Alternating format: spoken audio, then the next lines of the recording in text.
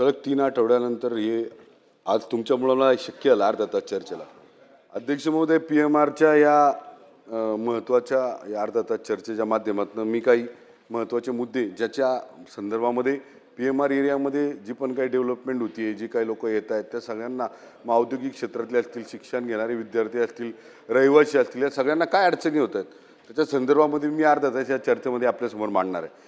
अध्यक्ष महोदय, PMR हा महाराष्ट्राच्या आर्थिक वाढीचा एकदम महत्त्वाचा केंद्रबिंदू आहे, प्रमुख केंद्रबिंदू आहे.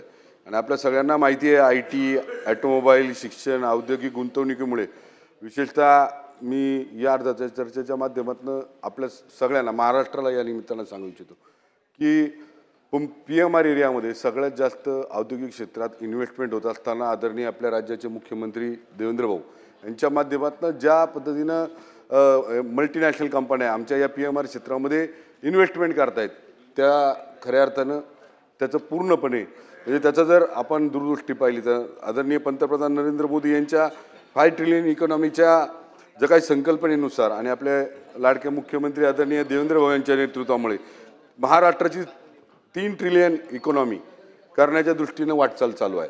अध्यक्ष महोदय, या PMRच्या काही समस्या सभागृहात मांडणं फार गरजेचं आहे. अध्यक्ष महोदय, हे सगळं होत असताना औद्योगिक क्षेत्रात जी काही वाढ होती त्याच्यामुळं हे आमच्याकडं मोठ्या प्रमाणामध्ये गृहप्रकल्प होत आहेत.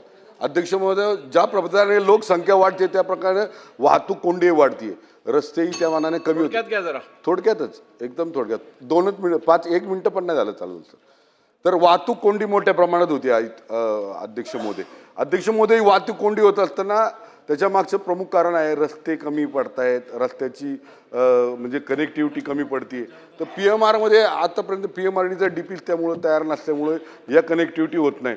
अध्यक्ष महोदय, यामुळं या परिसरामध्ये फार मोठ्या प्रमाणात विशेषतः हिंजवडी, चाकण, तळेगाव, वाघोली, लोणीकंद या मार्गावर फार मोठी कोंडी होती. अध्यक्ष महोदय, आमच्या नाशिक रोडला तर 2-2, 2.5 तास लोकांना थांबावं लागतं. अध्यक्ष महोदय, याच्या मागं आपण काहीतरी मोठं ठोस उपाययोजना करावी शासनाने, अशा संदर्भातलं निवेदन मी या निमित्तानं मंत्री महोदयांना करतो.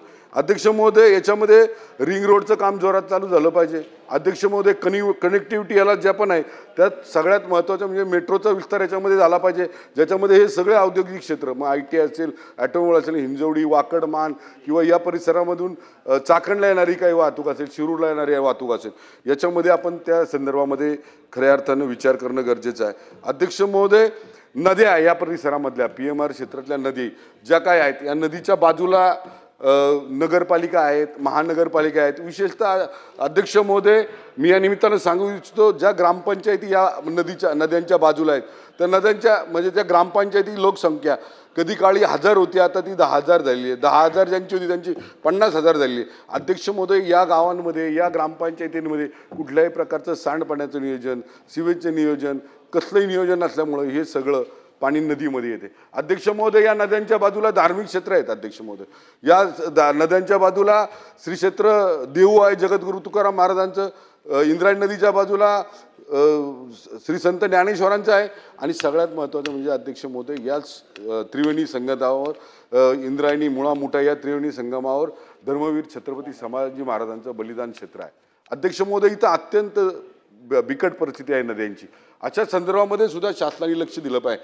मंत्री महोदय, या निमित्तानं मी सांगतो, ज्या ग्रामपंचायतीची खऱ्या अर्थानं हे सगळं यंत्रणा उभं करण्यासाठी आर्थिक जी काही ताकद नाही आहे, ती आर्थिक ताकद राज्य सरकारच्या माध्यमातून दिली पाहिजे. आता इंद्रायणी नदी सुधार प्रकल्पामध्ये आदरणीय मुख्यमंत्र्यांनी एक धाडसी निर्णय घेतला आहे. आम्हाला त्या निमित्तानं 600 कोटी रुपये देण्याचं मान्य केलं आहे. अध्यक्ष महोदय, मी जास्त वेळ घेणार नाही, पण हे छोट्या छोट्या मुद्द्यांवर 1-2 मिनिटं मी अध्यक्ष महोदय आपल्या एक मिनिटं बोलणार आहे, 1 मिनिटच बोलतो. अध्यक्ष महोदय, इंद्रायणी, पावना, मुळा याच्यामध्ये औद्योगिक कचरा, सांडपाणी मिसळतं. अध्यक्ष महोदय, याच्या संदर्भामध्ये उगम जिथं नदीचा उगम होतो तर संगम जिथपर्यंत होतो. अध्यक्ष महोदय, या नदींचा आपण सर्वे केला पाहिजे. याच्यामध्ये येणाऱ्या ग्रामपंचायतीच्या संदर्भामध्ये आपण त्या ग्रामपंचायतीला मदत करून या संदर्भातले नियोजन आपण करणं गरजेचं आहे. अध्यक्ष महोदय, औद्योगिक क्षेत्रामध्ये पायाभूत गरजा, पायाभूत सुविधा देणं फार गरजेचं आहे. मोठ्या प्रमाणात इन्व्हेस्टमेंट होत असताना या सर्व कंपन्यांना, या ठिकाणी इन्व्हेस्टमेंट करणाऱ्या सगळ्या जे पण काही कंपन्या आहेत त्यांना असं वाटतं की यामध्ये आम्हाला चांगल्या सुविधा मिळाल्या पाहिजेत, रस्ते मिळाले पाहिजेत, पाणी मिळालं पाहिजे, चांगल्या प्रकारचं इन्फ्रास्ट्रक्चर त्या ठिकाणी असलं पाहिजे. या संदर्भामध्ये आपण त्या ठिकाणी पाठपुरावा केला पाहिजे.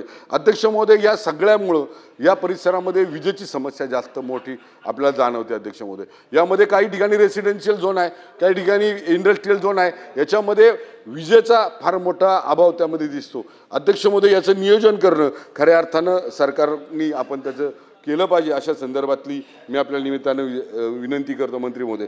अध्यक्ष महोदय, हवा म्हणजे प्रदूषणाचं अत्यंत म्हणजे वाईट संकट या PMRच्या रिजनमध्ये आहे. पूर्ण पिंपरी चिंचवड, पुणे जिल्हा याच्यामध्ये आहे. अध्यक्ष महोदय, वाहनं वाढल्यामुळं हे प्रदूषण सुद्धा वाढलं, नद्यांच्या मध्ये अशा सांडपाण्यांमुळे प्रदूषण वाढलं. अध्यक्ष महोदय, याच्यामध्ये आपण इलेक्ट्रिक वाहनाच्या संदर्भामध्ये जे धोरण आपण आणलेलं आहे ते प्रभावीपणे राबवणं या निमित्तानं गरजेचं आहे. अध्यक्ष महोदय, मी या निमित्तानं मंत्री महोदयांना विनंती करतो की आपण याच्यामध्ये लक्ष द्यावं. अध्यक्ष महोदय, सगळ्यात महत्त्वाचं म्हणजे या परिसरामध्ये DP नसल्यामुळं या परिसरामध्ये सगळ्यात जास्त अनधिकृत बांधकामं वाढलेली आहेत. अध्यक्ष महोदय, अनधिकृतपणे या ठिकाणी प्लॉटिंग केलं जातं.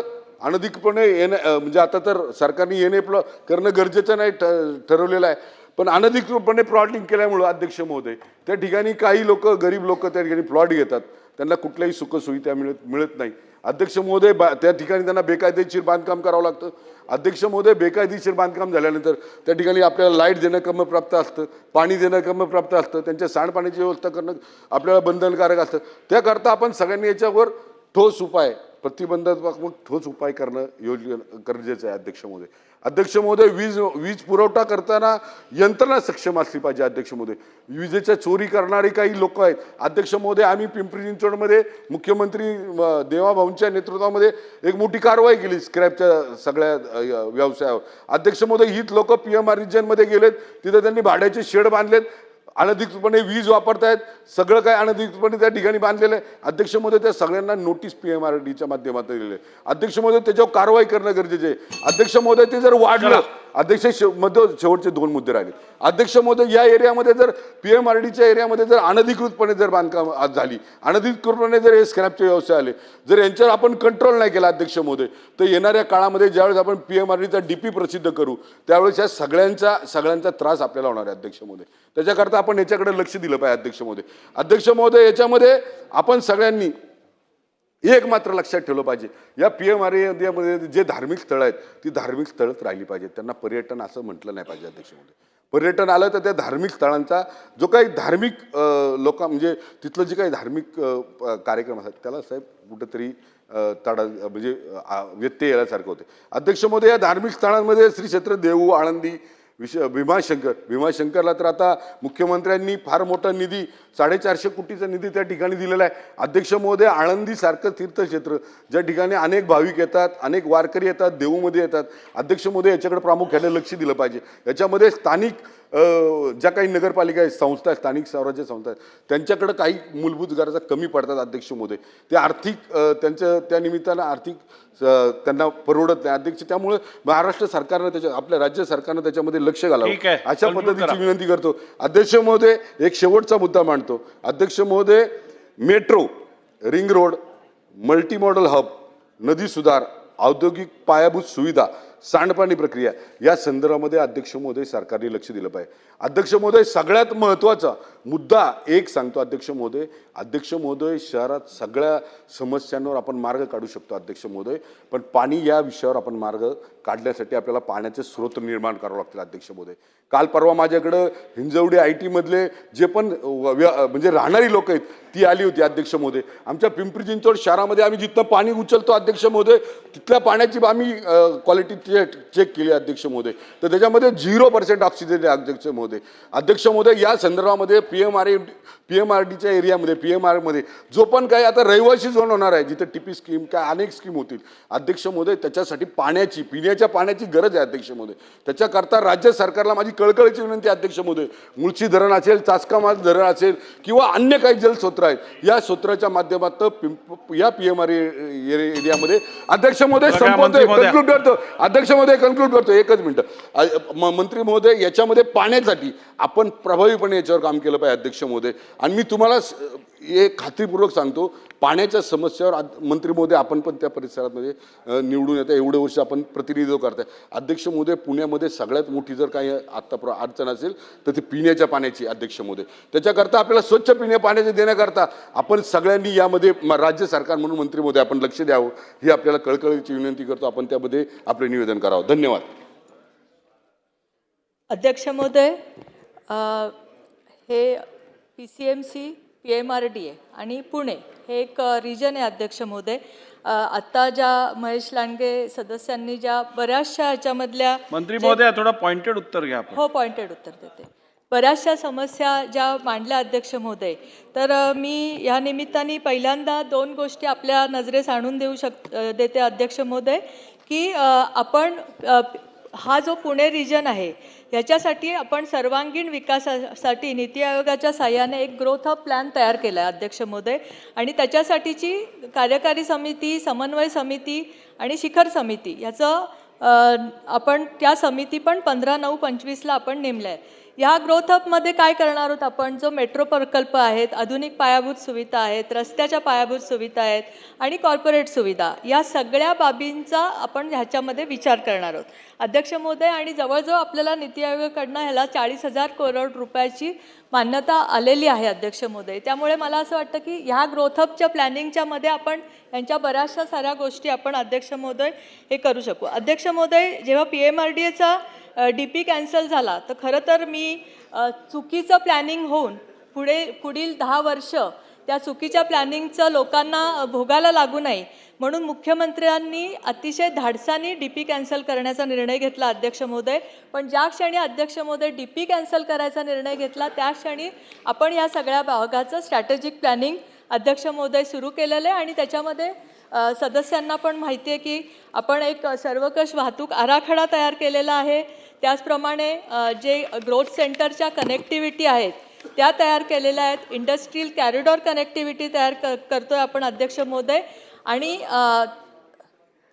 जो रिंग रोडचा जो भाग आहे तर त्याच्यामध्ये आपण जवळजवळ रस्ते विकास म्हणजे MSRDCचा रिंग रोड आहे तो 78% काम अध्यक्ष महोदय पूर्ण झालेला आहे. PMRDAच्या रिंग रोडचं ॲक्विजिशन चालू आहे.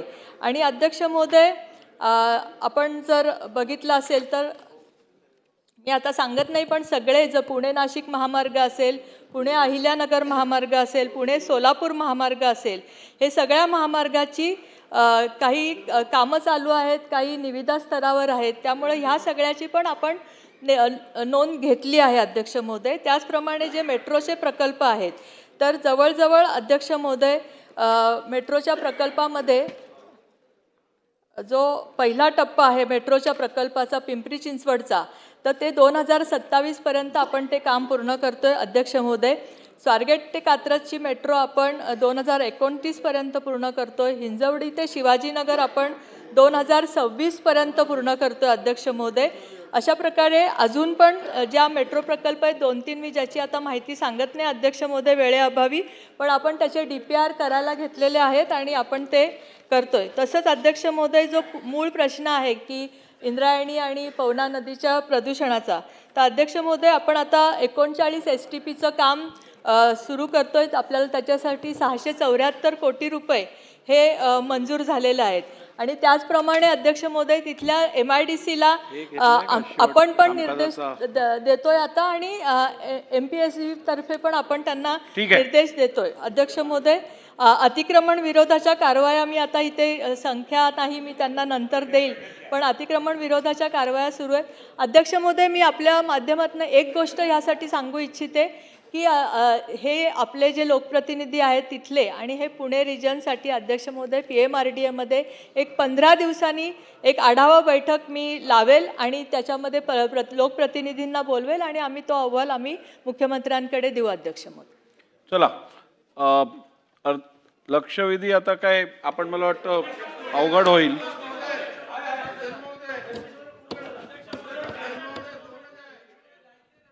नाही, एक मिनिट.